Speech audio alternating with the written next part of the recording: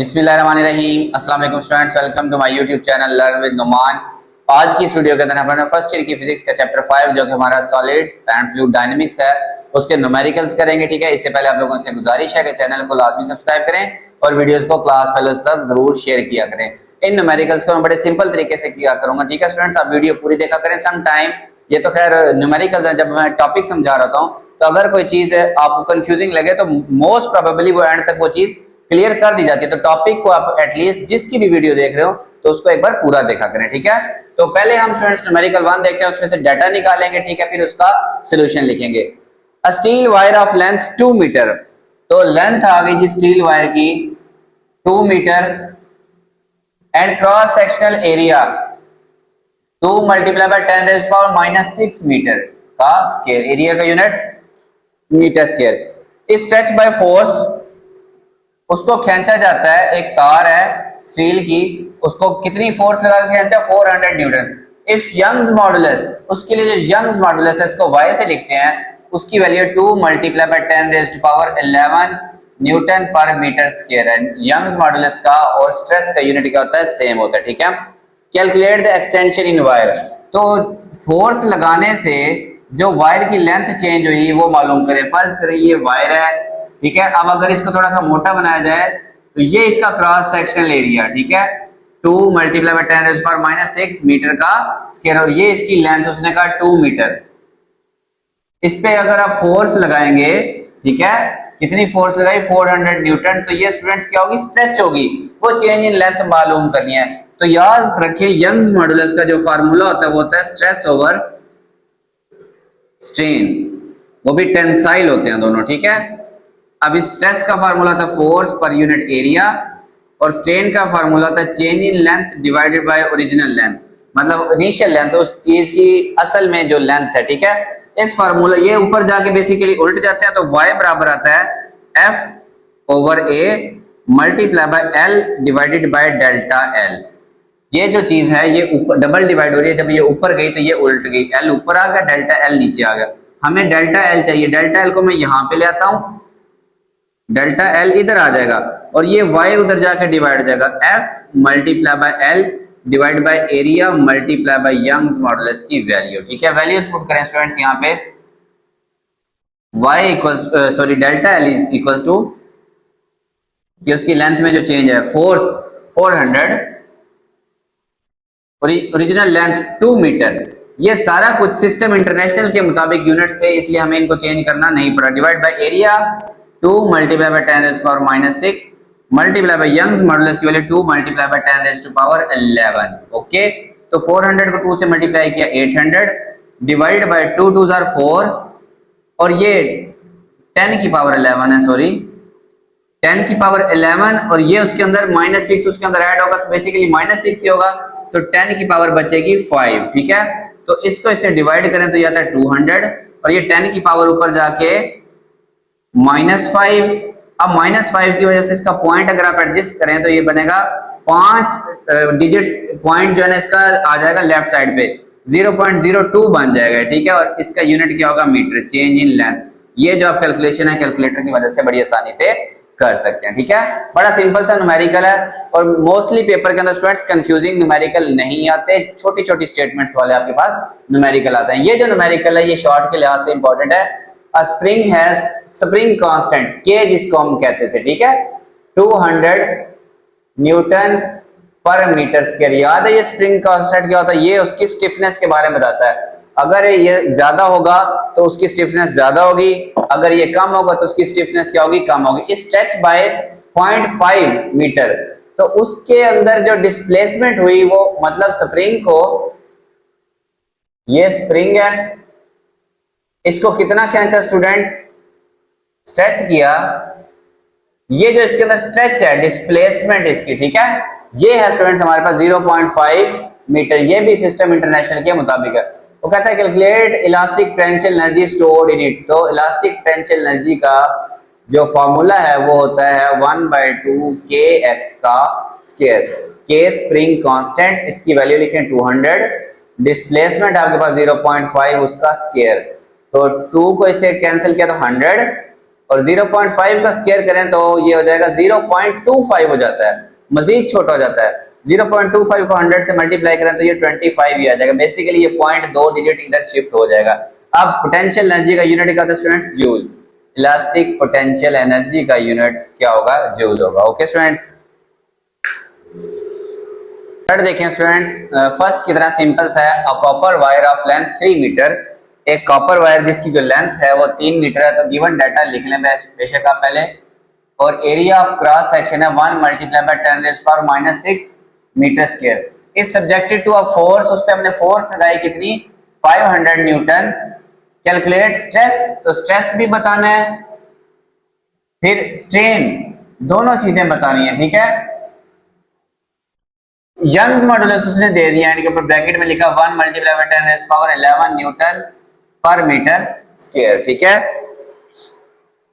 अच्छा स्टूडेंट्स अब देखें हमारे पास स्ट्रेस का क्या फार्मूला होता है? स्ट्रेस होता है basically force per unit area.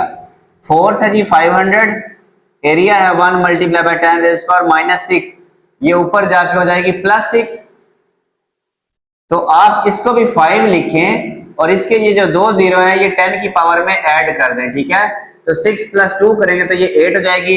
और स्ट्रेस का यूनिट होता है न्यूटन पर मीटर का स्क्वायर। ठीक है, स्ट्रेन कैसे फाइंड करेंगे स्टूडेंट्स? यंग्स मॉडुलस का फार्मूला होता है स्ट्रेस ओवर स्ट्रेन। हमें चाहिए स्ट्रेन, तो स्ट्रेन आ जाएगा स्टूडेंट्स इस तरफ, ये यंग मॉडुलस इधर आके हो जाएगा divide, stress over Young's modulus. Values put करते हैं। अच्छा स्टूडेंट्स पहले मैंने यंग मॉडुलस की वैल्यू 1 लिखी, बेसिकली ये 1.1 है। ठीक है, तो स्ट्रेस की वैल्यू भी निकली 5 मल्टीप्लाई बाय 10⁻8 और स्ट्रेन की वैल्यू है 1.1 10⁻11। ठीक है, तो इसको इसे डिवाइड करें तो ये बनता है स्टूडेंट्स मेरे पास 5 डिवाइड बाय 1.1, ये आ जाएगा 4.54। ठीक है, तो आप इसको आगे 5 है तो इसी को 5 कर दें, मल्टीप्लाई बाय 8 में से ये 11 माइनस होगा तो 10 की पावर आ जाएगी -3। इस -3 की वजह से पॉइंट को इधर शिफ्ट कर दे 0.00455 और स्ट्रेन का कोई यूनिट नहीं होता। ओके स्टूडेंट्स, ये डायमेंशनलेस क्वांटिटी आपके पास। ओके, नेक्स्ट देखिए स्टूडेंट्स हमारे पास थोड़ा टेक्निकल है। A block of would of mass 110 kg, एक ब्लॉक है जिसका मैस है 10 kg। ठीक है, और वुडन है एंड डेंसिटी 600 किलोग्राम पर मीटर क्यूब। और इसकी जो डेंसिटी है वो वुड की वो कितनी है स्टूडेंट्स? 600 किलोग्राम पर मीटर क्यूब। ठीक है, इज फ्लोटिंग इन वाटर, ये पानी में तैर रहा है। Calculate buoyant force. ठीक है, यानी कि पानी जो इसके ऊपर फोर्स लगा रहा है, अब थर्स्ट की वो कैलकुलेट करें। if the density of water is equal to 1000 kilogram पर मीटर क्यूब। अच्छा स्टूडेंट्स अब एक चीज नोट करें कि बॉयंट फोर्स का जो फार्मूला होता है नहीं होता डेंसिटी ऑफ वाटर, जिस चीज की वजह से मालूम करें ρgv, ये जो वॉल्यूम होता है ये वॉल्यूम होता है सबमर्ज चीज का, वो चीज जो पानी के अंदर जितनी डूबी हुई है उतना वॉल्यूम।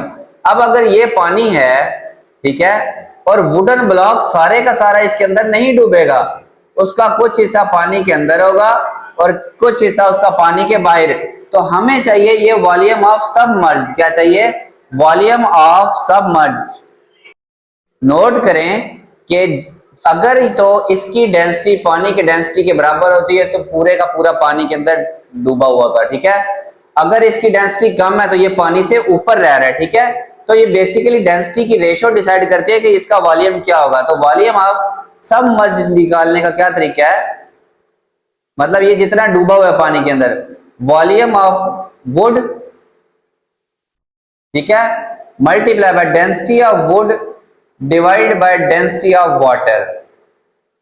खुद सोचे स्टूडेंट्स, अगर ये डेंसिटी बराबर होती वुड की और वाटर की तो ये वॉल्यूम ऑफ वुड और सबमर्ज बराबर, मतलब जितनी लकड़ी है वो सारी की सारी क्या होती है इसके अंदर डूबी हुई होती। अगर ये कम आ रहा है इसका मतलब ये वॉल्यूम ऑफ वुड जो यहाँ डूबा हुआ है वो क्या है स्टूडेंट्स? कम है, सबमर्ज वॉल्यूम कम है, जबकि पूरी ब्लॉक का वॉल्यूम क्या है? ज्यादा है। ठीक है, अब हमें वॉल्यूम ऑफ वुड चाहिए, वॉल्यूम ऑफ वुड हमारे पास नहीं है। डेंसिटी होती है ना स्टूडेंट्स, डेंसिटी क्या होती है? Mass over volume.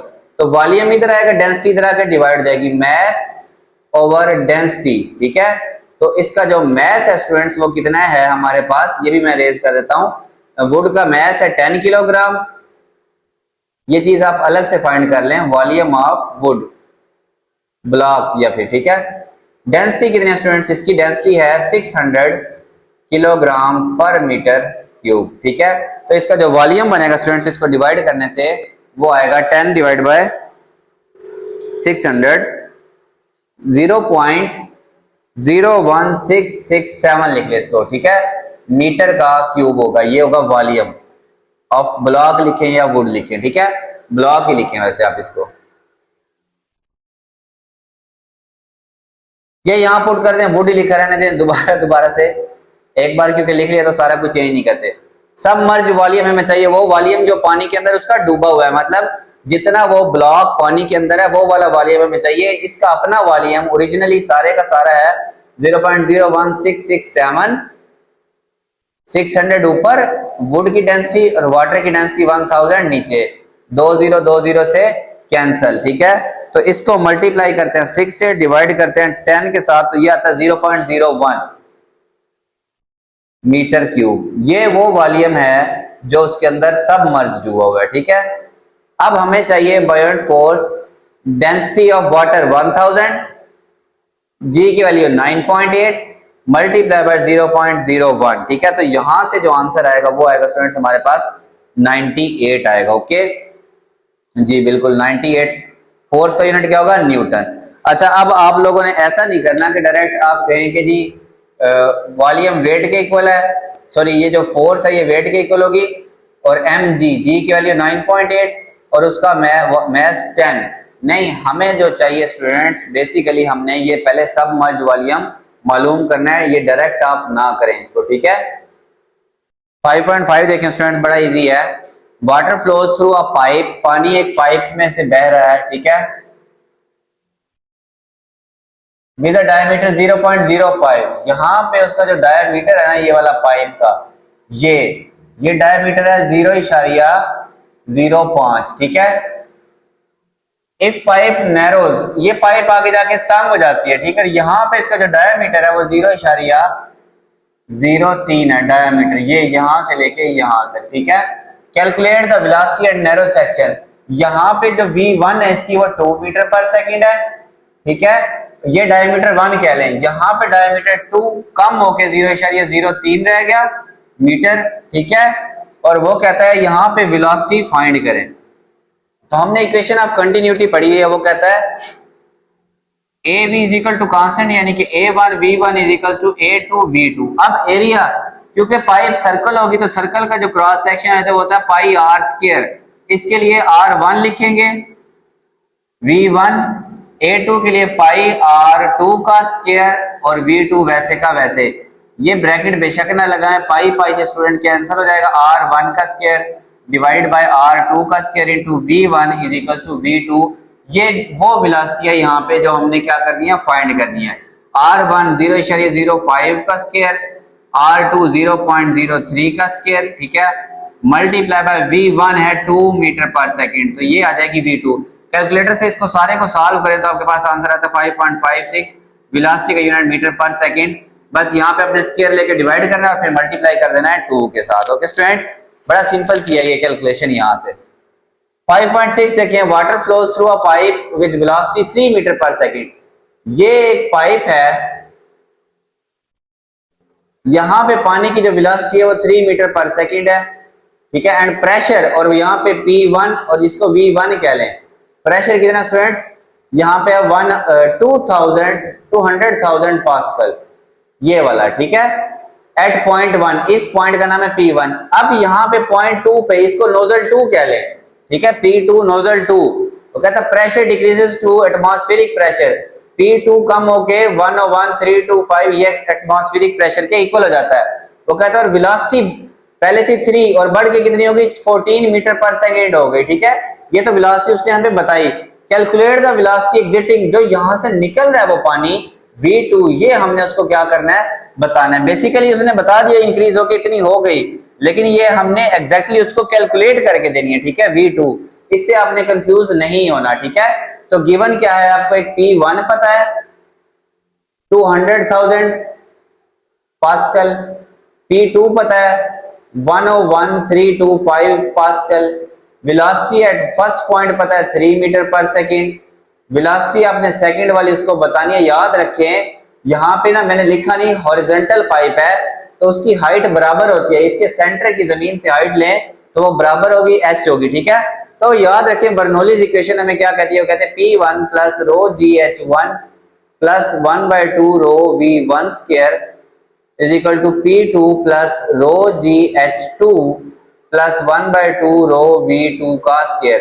अब क्योंकि ये H1 और H2 आपस में बराबर है तो ये टर्म एक दूसरे से क्या हो जाएंगी, कैंसल। ये P2 स्टूडेंट इधर आके क्या हो जाएगा, माइनस हो जाएगा, और ये 1/2 रो V1 स्क्वायर यहीं का यहीं V2 स्क्वायर, और ये 1/2 रो दूसरी साइड पे मौजूद है।